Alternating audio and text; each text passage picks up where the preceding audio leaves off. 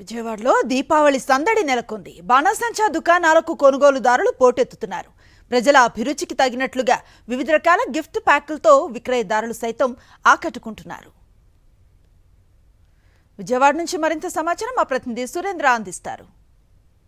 చెడుపై మంచి విజయం సాధించిన రోజుని ప్రతీకగా దీపావళిని చేసుకుంటారు. ప్రతి ఏడు దీపావళి వచ్చిందంటే ప్రతి ఇంట్లో టపాసులు పేలాల్సింది. అయితే టపాసులు షాపులు కూడా విజయవాడలో దాదాపు 4-5 ప్రాంతాల్లో ఏర్పాటు చేశారు.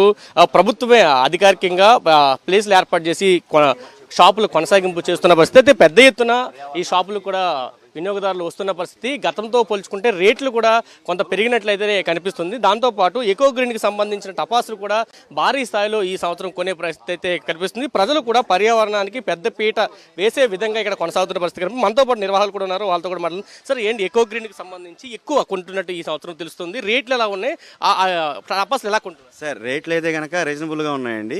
ప్లస్ అంటే జనాలు అంటే చిన్నపిల్లలకు కానీ ఎవరికైనా ఎక్కువగా ఎకో గ్రీన్ సంబంధించి ఇది బాగా యూజ్ చేస్తున్నారండి.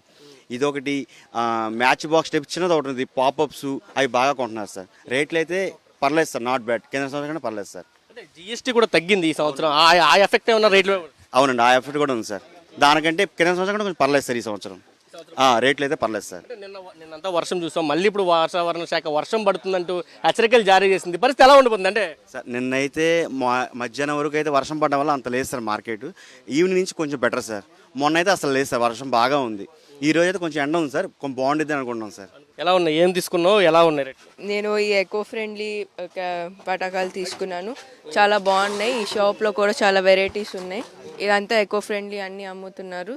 అన్ని కలర్స్ కింద తీసుకున్నాం. ఎకో ఫ్రెండ్లీకి వెళ్ళడానికి కారణం ఏంటి? జనరల్గా టపాసులు అంటే సౌండ్లు ఎక్కువ రావాలి, ఎక్కువసేపు పేలాలని ఎక్కువ కోరుకుంటారు కదా.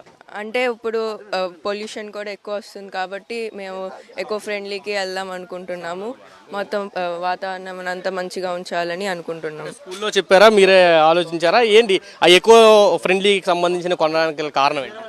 ఎకో అంటే మాకు తెలుస్తుంది కదా, మేము ఇప్పుడు 9th క్లాస్ నేను, అంటే తెలుస్తుంది ఇప్పుడు జనాలు ఎలా ఉంటున్నారు, కార్లు వాహనాలన్నీ ఎక్కువ గాలి బాగోట్లేదని మేము కూడా కాల్చేదేదో మంచిది కాల్దాము అని అనుకుంటున్నాం.